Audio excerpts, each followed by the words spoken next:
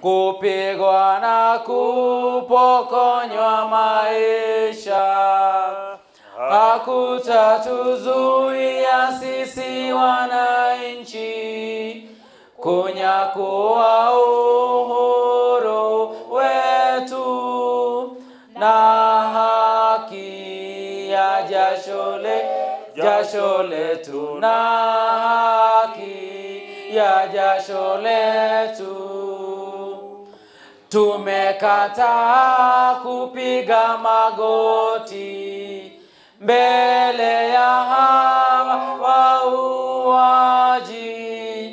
Bila shaka sisi pia ni watu, hali ya utumwa tumeikata, hali ya utumwa tumeikata.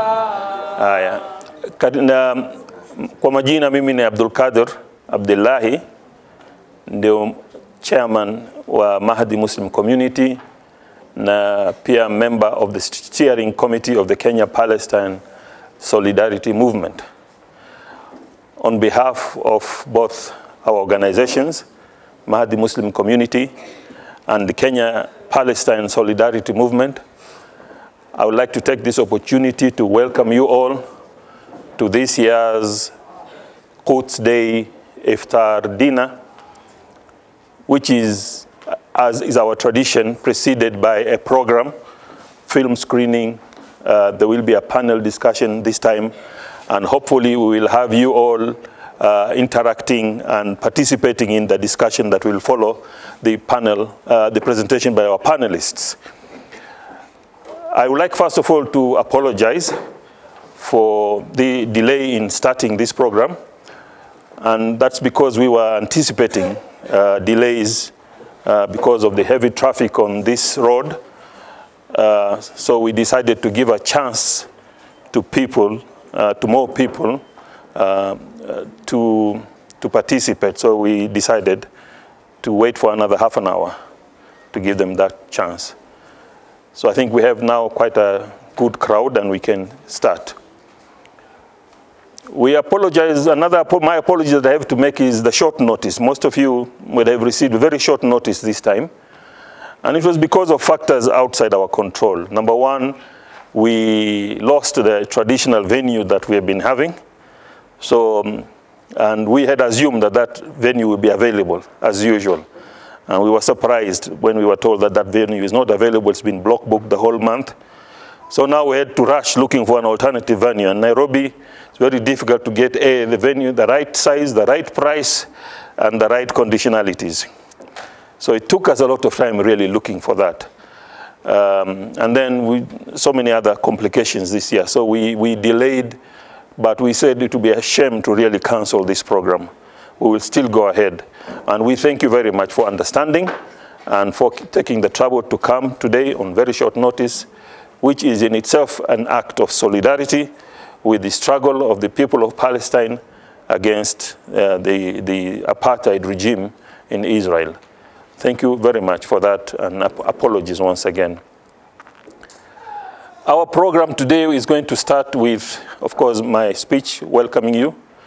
Then I will hand over to Zahid, who is the co-chair of the Kenya Palestine Solidarity Movement, and will be the moderator of the panelists today.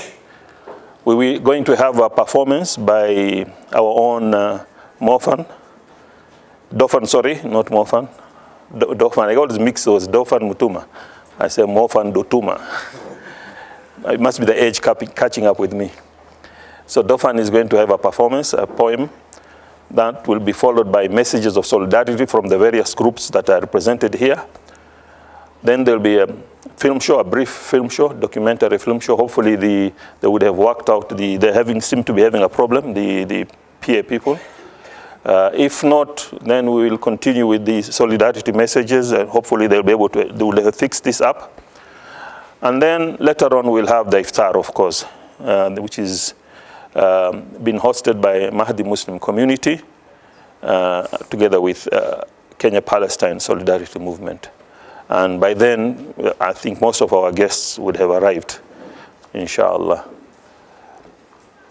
Now, Quds Day, what is Quds Day? Quds Day is the day that has been started by the late founder of the Islamic Republic of Iran, the late Ayatollah Khomeini, declared in 1979 to start a day on the last Friday of every Ramadan to be a day of global solidarity, initially with the Palestinian struggle, but also he had made it very clear that this is not just about Palestine, it's not just about Al-Quds, it's not about Islam or Muslims. This is about mobilizing all oppressed people to confront the arrogant powers.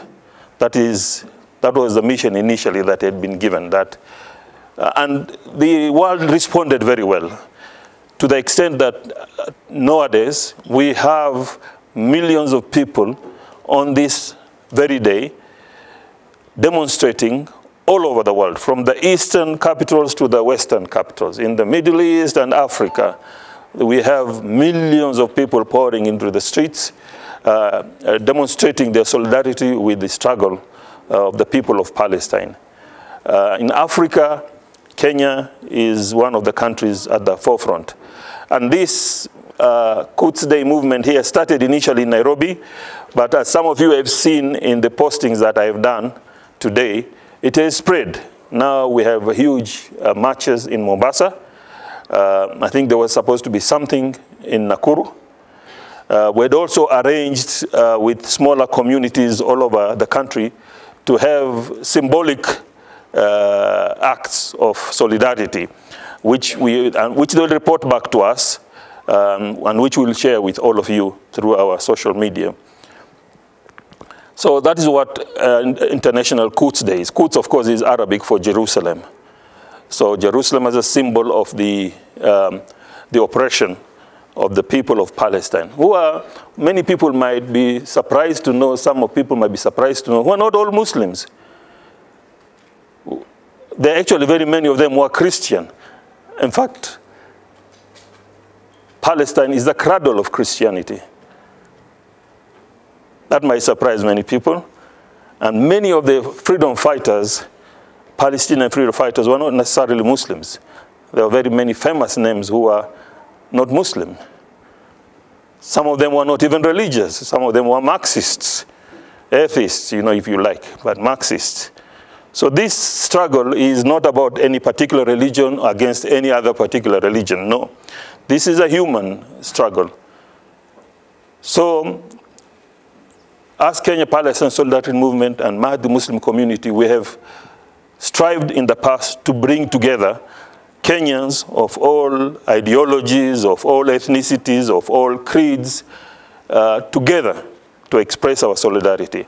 I'm happy to report that this movement has been gaining strength. We've come from a very, very low position as a country. Even in the 70s and the 60s, when other African countries were standing with Palestine openly, our country was standing with the Zionists. So we've come a long way. Many Kenyans have been conditioned to look at this conflict as a conflict of either Arabs versus Jews or Muslims versus Christians. So many people don't know much. And one of our work as Kenya Palestine Solidarity Movement is to create that awareness, to educate. Through events like this one, through our annual Israel Apartheid Week, through our social media accounts, and you, comrades and brothers and friends, play a very critical role. Your support has been what has kept us afloat and energized us to continue. Your response to these events when we invite you really gives us the strength to continue. And for that, we thank you very much and urge you to continue. Please spread that message, involve other people so that this movement can grow stronger and stronger. Without taking much time, I'd like to hand over to Zahid, who is the moderator of this program today, to take over from here. Thank you very much. So thank you everybody and welcome comrades and friends and supporters of Palestine. What we want to do today is sort of have more of an interactive session rather than us speaking from here. We've got 3 panelists who will talk to everybody. But we thought as a starter, and to slightly warm us up, may I call upon Dofan to say one of his famous open mic, and particularly on the subject of Palestine. Dofan. So nikisoma ile shairi unaweza fikiria, unaweza liwaza na sauti ya mtoto, kwa sauti ya mtoto.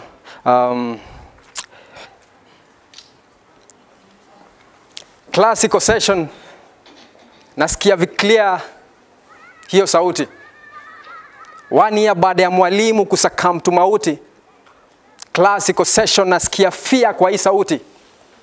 1 year later, lakini mandhari na mwalimu ni tofauti. Classical session, ila kwa sasa natumia Warzone kama darasa. Baba kuchukua jukumu la educator juu survival necessity kwanza. Protest messages kwa kuta zimebomoka, zimereplace maandishi kwa kurasa. Mtihani poetry itanisaidia kupita, labda kunigeuza target. Hesabu nitaitumia kugawa ration ya food kwa market if any. Mziki ni mlio wa risasi na milipuko. Riziki ni kilio cha haki kwa michafuko. 1 year since still ni kaa hii place nilikuwa home sijui kabisa. 1 year prince akiwa popa. Juu nchi zikigeuka bullies wanyonge ndo ulipa. 1 year too many, cause the world beat its tongue and silence cheers the bully. Thank you, Dofan. That was very inspirational. I'd like to call upon a representative of the Communist Party of Kenya, Benedict, to deliver a solidarity message on behalf of the party. I'm Benedict Washira. I'm from the Communist Party of Kenya, CPK.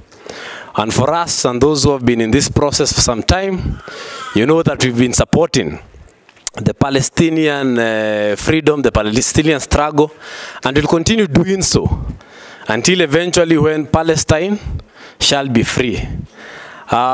We've been here this year, we've been there last year and the years before.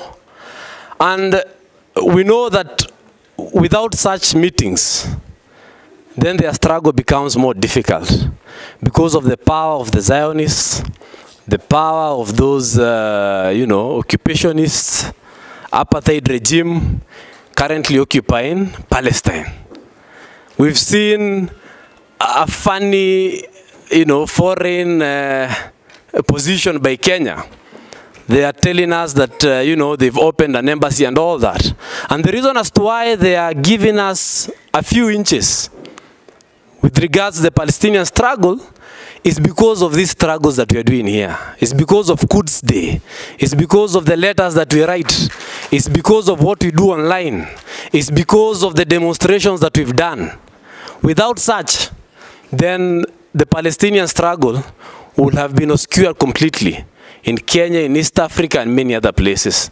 Because as you've seen in the past 4 or 5 years, the Prime Minister, the leadership of Israel, the Zionists have been coming to Africa.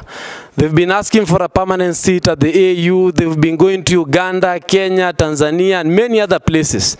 In places where before they could not step so easily. Today they are being welcomed with open hands. They are going there with bribes, telling people that they'll support them, in farming technology, they'll support them in security, and many other things. We must be worried, we must be careful, we must be on the lookout. For us as a party, because it was just a solidarity message after an ambush, we are fully in support of this. We thank it's called MADI, or MEDI, and the Kenyan and Palestine Solidarity Movement, which we are part of, which you are part of the founding members as an organization. Personally, I've told this story before, I think, when I wore this t-shirt for the first time. I've attended a few demonstrations, in Nairobi. But the first one, and it was the only one, where I was thoroughly beaten by the police, by the GSU, was in 2008 or 2009, when there was a very bad, dangerous attack on Gaza and many people lost their lives and there were demos all over the world. And we were saying that we were going to the Israeli embassy. And we left Jamia Mosque, and then we were locked in somewhere there, and then it was very bad. But for me, I was happy. As the poet has said, those bruises, those that pain, for me I felt really satisfied the following day by the fact that I was beaten while in the struggle, miles and miles away from Palestine for the Palestinian people. So let us continue with the work. Let us continue with the demonstrations. Let us continue with the letters that we write. NASA, continue with the work that you do online. And I think, history has a way. Sometimes the oppressor seems like they cannot be defeated. That was the case in Kenya here, when we had peasants and educated people, as they said, taking up homemade guns against the British Army, which had sent battle-hardened soldiers to Kenya who were fighting in the Second World War. And we defeated them. In South Africa, they had a military that used to say they can march from Cape to Cairo in a matter of days. They were defeated there. So history has shown us that a just war, a just struggle, like this one of the Palestinian people, can and shall be won. Free Palestine! Free! Free Palestine! Free! Viva Palestine! Viva! Thank you very much. Thank you, comrade. I'd like to call upon Olunga from the Youth Socialist League to also deliver a message of solidarity. Our brothers and sisters, our friends and enemies in the house, and our revolutionary comrades. Assalamu alaikum. Yeah, my name is Uchivaro Olunga. I'm a member of the Young Socialist League in Kenya. And as a group, we reiterate our solidarity support for the peoples of Palestine who have been oppressed throughout history. And as you go back to the Palestinian-Israeli war, since the creation of the apartheid state of Israel almost 71 years ago, we have had many peace deals that have been done by different corporations and organizations. We've had the UN doing peace missions, the United States, the European Union, the Arab League, and some individuals. But actually, the real situation on the ground speaks different. The Palestinian people are suffering. The younger generation are growing up without a hope because they're being told that living in their own country is a sin. We have the Zionist tendencies that believe that Israel is a holy state and whatever they're doing to the Palestinian will be rewarded by God. Our brothers, we continue to stand with the Palestinians, and we believe that the only way to realizing global peace is by the recognition of the state of Palestine. Their people have been suppressed, their people have been oppressed in every way, and the younger people are living without a home. Recently, there were more than 21 Palestinians who were killed in Syria prisons, according as per 28th May this year. These 21 people were refugees who had moved from Palestine to Syria because they believe that they, as also human beings, they need to be recognized. Our brothers, we stand with the people of Palestine, and we continue to reiterate our operation, our resistance towards the apartheid state. We continue to boycott the Israeli goods that are being sold in Kenya because, as you know, our people have been brainwashed by the Western imperialist media, and the type of education that our people have been given of living up as an Israeli being a holy state and not recognizing the people of Palestine. We believe that the people of Palestine deserve dignity, they deserve respect, and they deserve their land. Because without the Palestinian land, there cannot be dignity for the people. Just as other liberation movements across the world, we shall continue reiterating our solidarity support for the Palestinians. And we believe, as the former chairman of the Palestine Liberation Organization, Yasser Arafat, once said, that the land from the river to the sea, the people shall be free.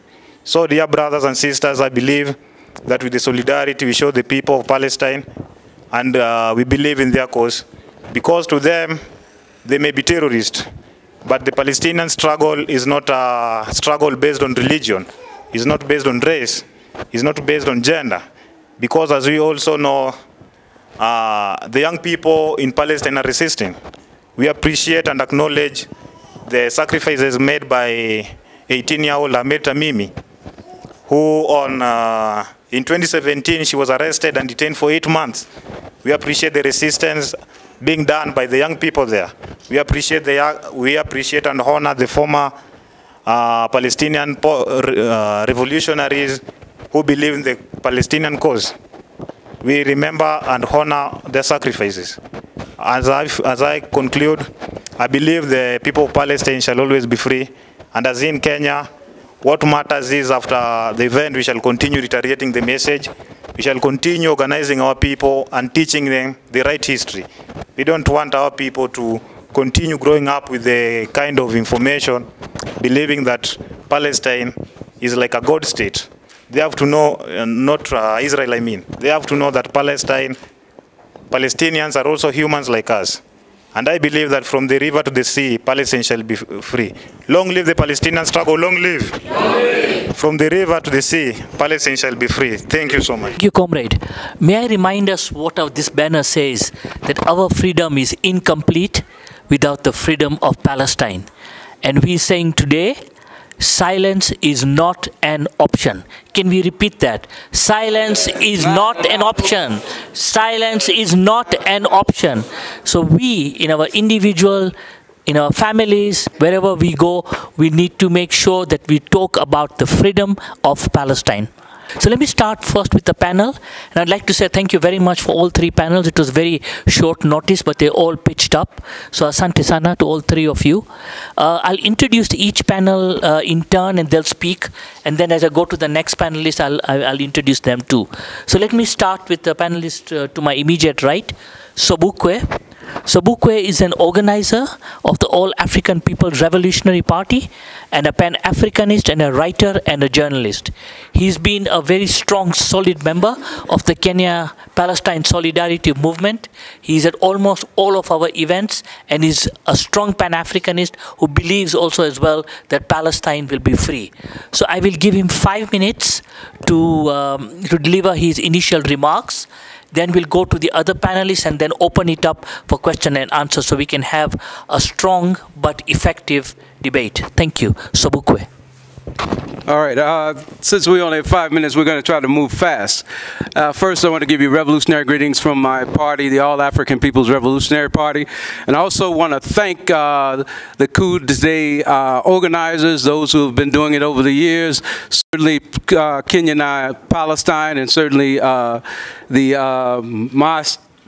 Mahdi Muslim community. So I want to thank them for that.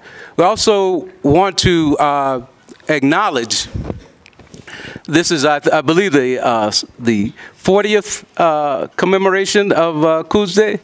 Yes. So we also want to say that basically the APRP as a revolutionary organization since its inception, since its beginning, has always been in solidarity with the Palestinian people.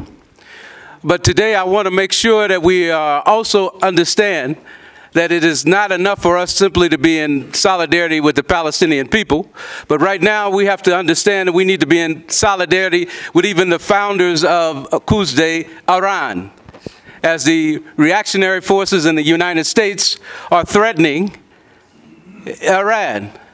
And if anybody knows about this current peace deal that they are trying to force down the throats of the Palestinian people, trying to tell them they want to give them a good deal, they need to know that every war that has been pushed by the U.S. in the Middle East is part of a greater plan. This greater plan did not begin with this so-called peace process that they're trying to stuff down their throats today, but it goes all the way back. It goes back to when the question of Zionism as an imperialist design was being born. They have always wanted to have a territory, taking it from the Palestinians and others in the region, that went from the Euphrates to the basin of Egypt. This has been their plan from the very beginning. If you study the Zionist conferences from 1897 onward, you'll find that this is part of their plan. Today, there are only two goals, two objectives of this peace plan that is being offered by the U.S. to the Palestinians. One, to purge Palestine of Palestinians, to completely move the Palestinians to other surrounding areas of Palestine, and to continue to take more and more and more land until they are able to have, with the U.S. help and violence and war, be able to take that and build that state from the Euphrates to the basin of Egypt. And understand one thing. When I present, I'm always going to present this, and I'm always going to repeat this. Zionism is not only the enemy of Palestine, and of course all humanity because it's an imperialism, but it is a direct enemy of Africans. From the very beginning, Zionism, there's a book called Weissman and Smuts. Weissman and Smuts, the study of the study of the Zionist South African collaboration. Weissman and Smuts, find that book. In that book is a letter between Jan Smuts, the racist, one-time racist president of South Africa, and Sham Weissman, who was the second president of the Zionist movement. In that letter, they talk about the apartheid state of South Africa, or the coming apartheid South Africa state, and the coming Zionist state in Israel would rule Africa from the north, and the Zionists would rule Africa from the north, and the South African settler state would rule, racist state would rule South Africa from the, rule Africa from the south.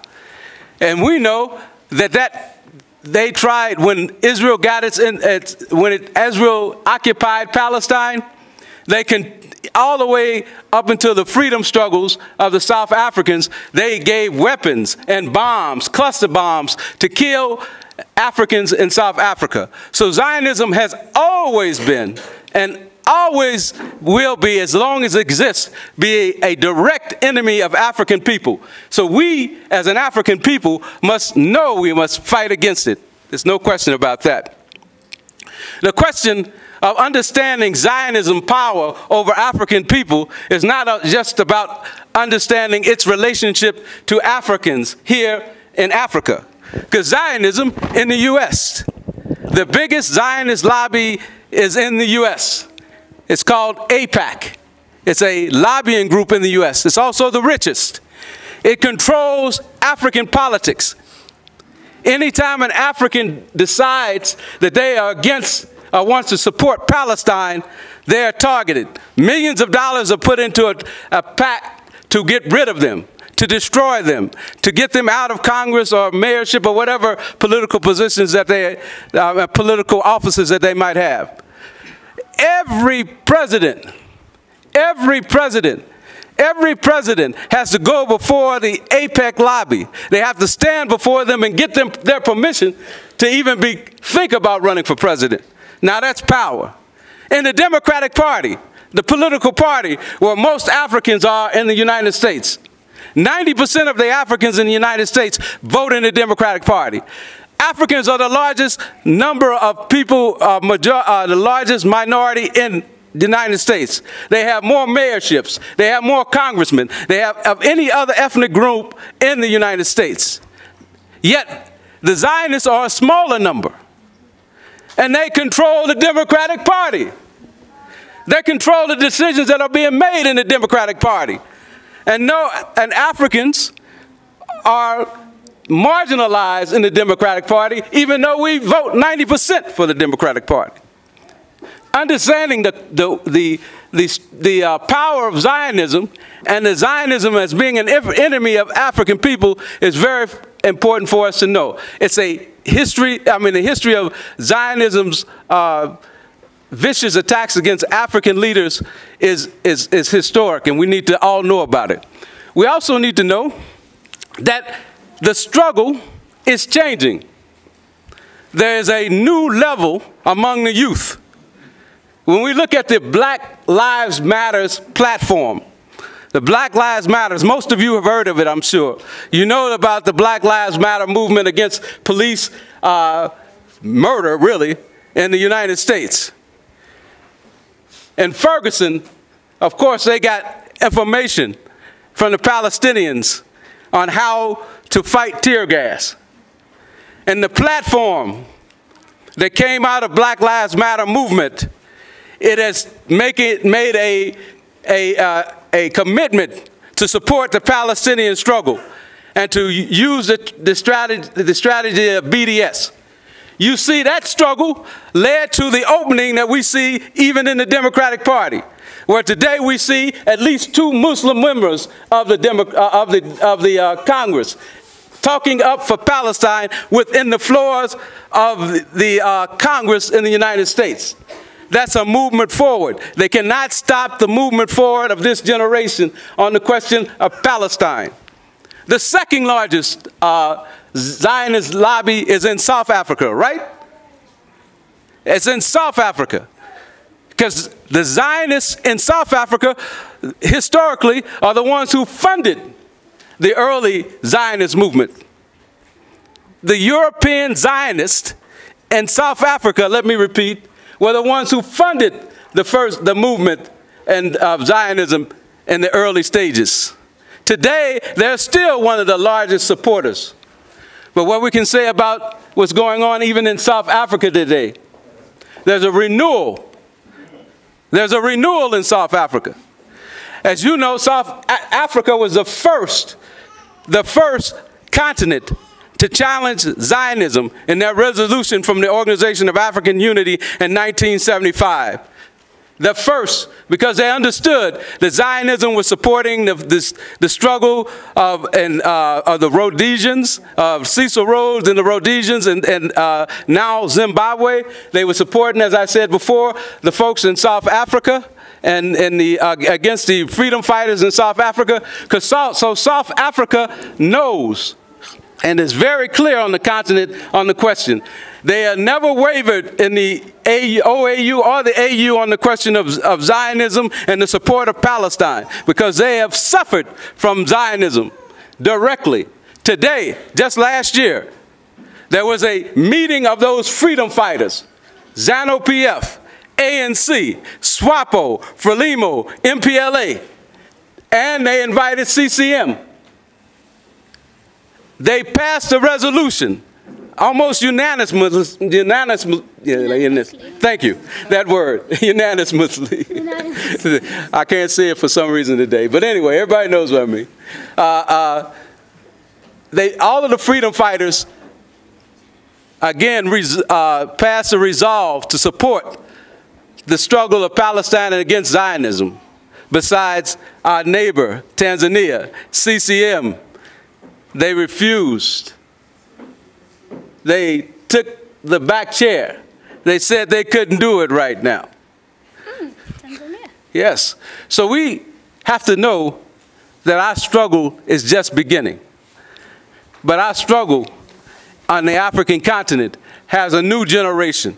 And this new generation has to do 2 things. And I'm going to repeat the last resolutions that I think we should make from the last year. We need to make a resolution that the BDS movement, that the Africans in Africa start building on the BDS movement in Africa. We need to be able to shut down ports.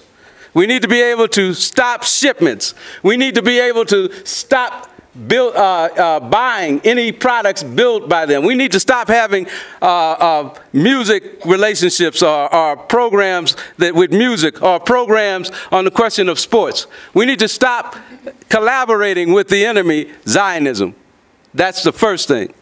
Then we have to go and repeat what we did in the 1990s in Libya, when Africans from around the world, from the continent, from the Caribbean, came together in Libya and sat down and called for a worldwide African anti-Zionist front, bringing all of the revolutionary organizations, all the progressive organizations, all of the nationalist organizations together to help smash Zionism. And that's our charge. And I'll stop there. Thank you, Sobukwe. That was very, very good. We say silence is not an option. Silence is not an option. Okay, so I'm going to open up another voice, and this time I will take a woman. So let me introduce Wanjira. Wanjira is a co-founder of the Mathare Social Justice Center, student of the UON, and member of the social justice movement in Kenya. So let me hand over to Wanjira. Viva Palestine, viva! Viva! Forward with the resistance, forward! Forward! Long live Palestinian struggle, long live! Long live! Free Palestine, free! Free! Free Palestine, free! For sure, silence is not an option. Sometime last year, we had students, we had Palestinians visit our center at Mathare Social Justice. And we had a very intimate conversation. And for me, for having been in solidarity with people of Palestine, being in a sitting with Palestinians and being able to talk to them about their struggle sort of sealed my heart with the struggle of Palestine. They could not even be able to communicate. They had to have a translator because they're not getting education, proper education back in Palestine. And the struggle of the people of Palestine is very similar to the struggle of the people of Kenya. Hamna tofauti kubwa. The British came and occupied our land just like the Israelis went and occupied the land of the Palestinians. You have everyone look at those posters that you have been given. Look at this poster. Look at Palestine. This was Palestine before the invasion of the Israelis. And look at Palestine now. Look at this. And you know, in 1948, they wanted to bring the Israelis to our country, Kenya. So this will have been us. That is why we must stand with the people of Palestine. Everyone in the world has to stand in solidarity with the people of Palestine. Cannot win this war by themselves. I think they have fought. So we must stand in solidarity. We must together. I'm going to take it from Sobukwe when he said that African presidents have to stand before that party that he said controls the Zionists. If they want to run, if they want to even consider running, then we are not free. On this Quds Day, we have to acknowledge that we are an oppressed people. If we cannot have our democracy, if democracy is democracy in words, if it is not democracy in practice, the only thing that makes us different from the people of Palestine is that we have uhuru ambao sio uhuru, tuko na uhuru hivi, in quotes, yeah? Si uhuru huyu uhuru mwenye alisema Jerusalem ni ya Israel. We don't have uhuru. And not just in Kenya. We, the people of Africa, have not yet received our freedom.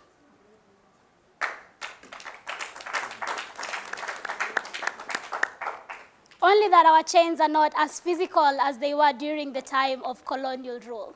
But we are still fighting for the liberation of the African people. We are still fighting for the liberation of Palestine. And in relation to the deal of the century, when Zahid was talking to me on phone, I actually had bill of the century. So now I am looking at it and I'm like, oh, it was actually the deal of the century. And I Googled it, and according to the bill of the century, it was on non-discrimination of 1964. The US passed the Senate bill that there's not going to be apartheid or discrimination or segregation of any form. But still, it's the US that is championing this segregation of the people of Palestine, discrimination of the people of Palestine. All this that they signed into bill is still being practiced despite all this. And again, in the world system, we have a structure that sort of tries to assure us that, for example, no country can go to war without proper justification according to the UN Security Council. the Universal Declaration of Human Rights, all human beings are born free, all that beautiful thing that's on paper, but when it comes to practice, we see human rights being violated grossly, not just in Palestine, in Iraq, in Iran, in the world, yeah? The UN is a very beautiful structure in paper, but in practice, we don't see the promise of a peaceful world, of conflict resolution mechanisms coming into play. We don't see that in practice. Otherwise, Palestine would be free today. The children of Palestine would be able to go to school. Palestine would be recognized as a state all over. The Zionists would, why is it so hard to accept Palestine as a state? Why is it so hard to give freedom to the people of Palestine, to allow Palestine to occupy their land that was originally theirs? If all these structures have been put in place to ensure that that does not happen, how sure or safe are we that Kenya, as a country, cannot be occupied by another state, and the UN will come and protect us and be there for us if they cannot do the same for Palestine many, many, many years later? Down with imperialism, down. Down. Down with imperialism, down. Down. Yeah, so we must collectively say no to imperialist states and be serious about the liberation of the people of Africa. If it calls for you to boycott Israeli goods, boycott. They do not even have nutritional values to our lives. Thank you, Vanjira. That was very inspiring. So, once again, silence. It's not an option. So why are you all keeping quiet? Where's your anger? Silence. It's not an option. Good. Okay. So I'll give the last panelist to speak. On my left is Maganga. He's a revolutionary, a socialist, and an internationalist. He's a member of the Young Socialist League and the Pan-African Movement Kenya chapter. He's engaged in efforts geared towards the liberation of the whole of mankind from exploitation and oppression. And for those who are on social media, one would have noticed his very active work in condemning and in condemning US imperialism as they try to overthrow the government of Venezuela. So Maganga is a very active member of that Solidarity Committee in Kenya that has condemned the US for its interference and for whatever it does in terms of illegitimately trying to put an illegal government in power in Venezuela. Maganga. Thank you very much. Free Palestine, free! Free Palestine, free! Forward with internationalism, forward! Forward with internationalism, forward! I'd like to thank, of course, everyone who's spoken thus far regarding our solidarity with the people of Palestine. Of course, it is a brilliant, brilliant initiative, or rather engagement, that we have here today in terms of voicing our solidarity with the people of Palestine as we do with the rest of the people of the world, because our struggle is interconnected. Comrade Wanjira has asked us to look at this. I'd like us to look at it again. So when you look at these three images, what do you see? What do you see? The green disappears. The disappearance of the green, yeah? So what can we say? Settler colonialism. Settler colonialism at its highest. I think we can all agree that this is an expression of exploitation at its worst form, because we can see how it progresses. Now, Comrade Olunga also talked about saying things as they are, because you see these imperialists like to mask things. They do not talk about colonialism. They will not tell you that Puerto Rico, for example, is an American colony, you see? So I think this is something that we need to say as it is. Colonialism in the world still exists, in as much as it has been disguised and in as much as the rhetoric is a bit different now than it was, but it still exists. And this is something that we, as people of the world concerned about the progress of humanity, must acknowledge. Imperialist control, when we look at the situation in the Palestine, can only be sustained through an iron grip. We have looked at, of course, the many documentaries regarding the situation in the Palestine. We've looked at how the resistance of the people of Palestine has faced tremendous difficulties because the state of Israel tries every time to crush them and to suppress them as much as they would want, in as much as the people rise up in resilience. And this is something, of course, that we must acknowledge. The people of Palestine are extremely resilient. But we can see this monopoly, violent system that is there, that tries to oppress them. What we can conclude from this, of course, is that for this imperialist system to exist, it requires a very, very violent hand. So this is something that we must critically examine and see. The military-industrial complex, of course, keeps getting more desperate. The resilience of the Palestinian people is something that we have seen and something that we do stand in solidarity with. However, why does this apartheid state in Israel put so much resistance to the people? Why are they quick to criticize anyone in the rest of the world who tries to rise up, voice their concerns about what is happening in Israel? Why? Why are they so paranoid? Why are they so quick, to condemn everyone and say, anti-Semitism? When you talk about anti-Zionism, they say that's anti-Semitism. Why are they so quick? We can see that they're getting more and more desperate. This whole international system of exploitation is getting more and more desperate as days go by, because they can see that with improved transport, communication, and basically more consciousness among the people, it puts them in great danger if people can come together and organize something constructive against them. That's why they're always very, very paranoid. So this is something that we can gather. Their reaction, therefore, their very, very violent reaction, their very, very impulsive reactions to what the people are doing is an expression of this paranoia that the state of Israel has and that the entire international system of exploitation has. So this is something else that we can gather from this situation in Palestine. The collapse of international monopoly finance capital, of course, this international system of exploitation is something that we can say is near. It is nearing, because these are the kicks of a dying horse, you see.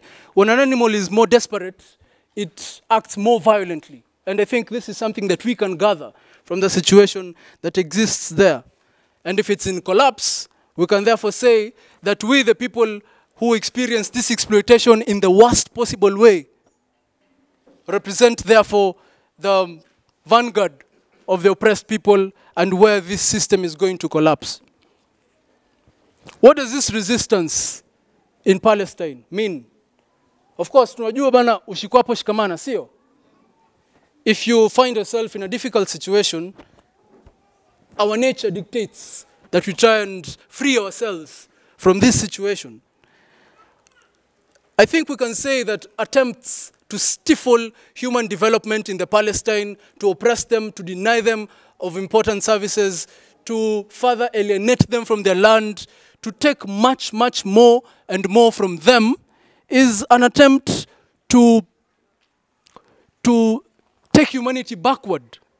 Of course, we have drawn parallels. We have compared and seen that this situation is similar to the settler colonial situation that we faced here in Kenya.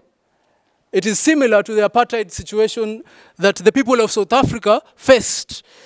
And these are not progressive at all. In fact, for humanity, these are backward systems. These are systems that try to stifle our development as human beings. Therefore, what the struggle for the right of return in Palestine, what the struggle for the right to land ownership in Palestine means is a global struggle, generally, to restore human beings to their human essence. Human beings cannot live in an oppressive manner. How? How?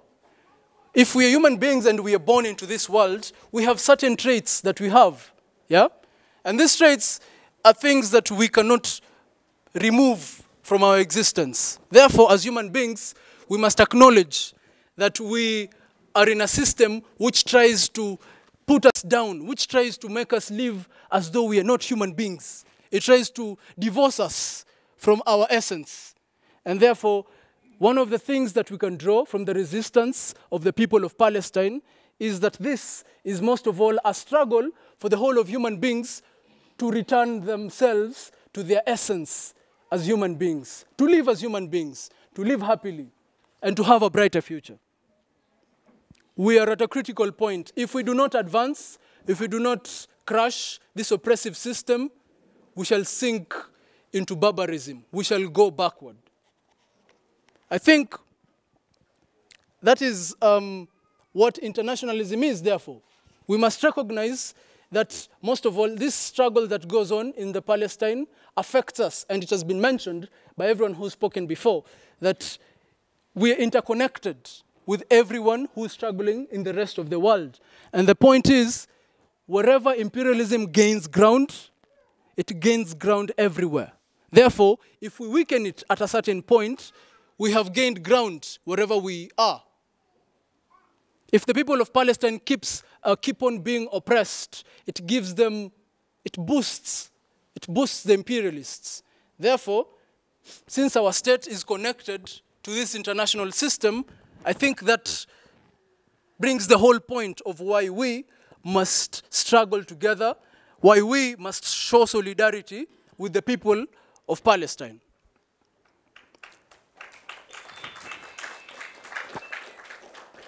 So our local struggles must be viewed as an extension to these struggles of the people of Palestine and of the people who are oppressed throughout the world.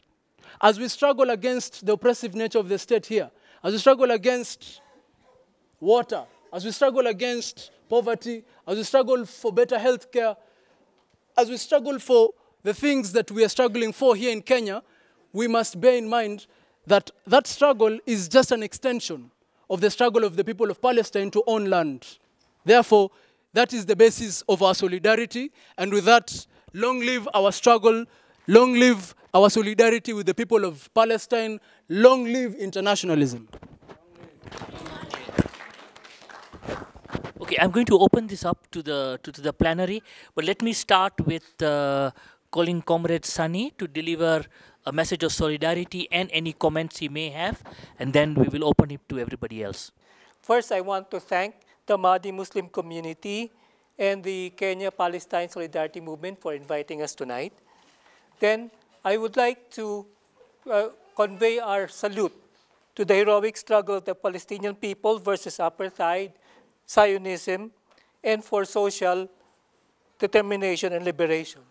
I would also like to condemn the United States imperialism for its continuing support for the Zionists, through arms, through endorsement of the moves of the Zionists against the BDS movement, and even for calling for the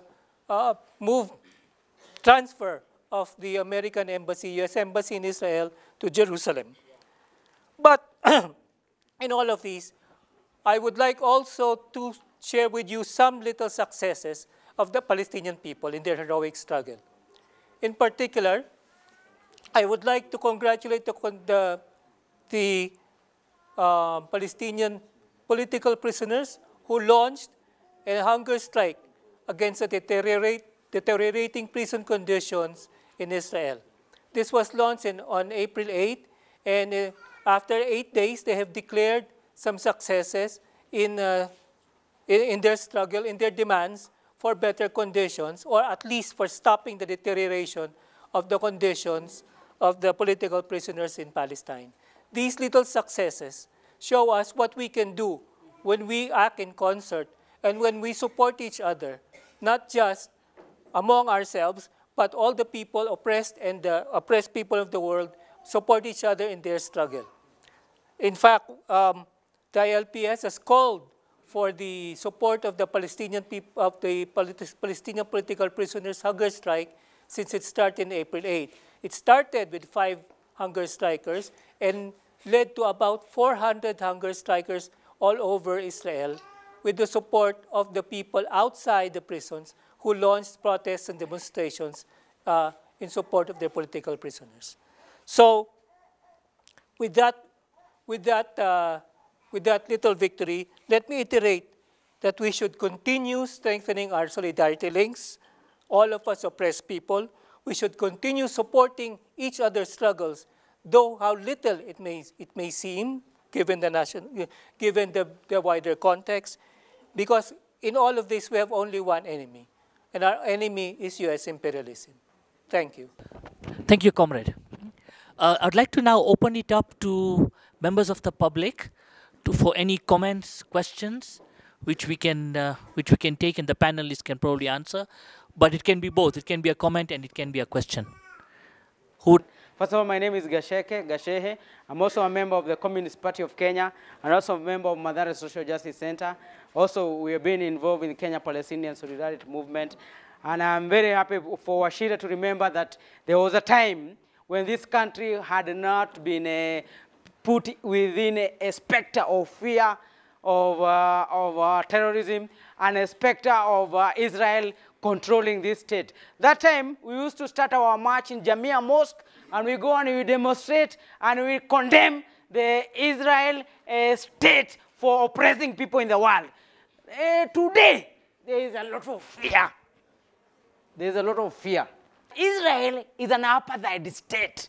It's an oppressive state. Yeah, it has been created there since 1948 by British imperialism, who killed our people to continue killing people all over the world. And really, for me, I really support Palestinian Intifada. You know Palestinian Intifada? Uprising. Returning back to our land. Returning back to our land. We should support them, young kids who fight against big machines, of military machines supported by imperialist America. One of the biggest army that's given millions of money by US is which state? More than $8 million a day. Every day is Israel. And let me tell you, that state, it is there to oppress, to make sure that all the resources in the Middle East of oil, of water, all those resources are taken away by the imperialists. That's why they are kept, it is kept there. And somebody said, and I'm sorry to use this, they said that an Israel state is like a big bulldog that is held there to make sure in the Suez Canal, all those water, all those areas, that nobody passes there, that all resources are taken. Look at who are here. Mwalimu Julius? And who else? And Mandela. Those are the last leaders who would stand against Israel state. We are not independent. So also, I think Quds Day should not be only one day.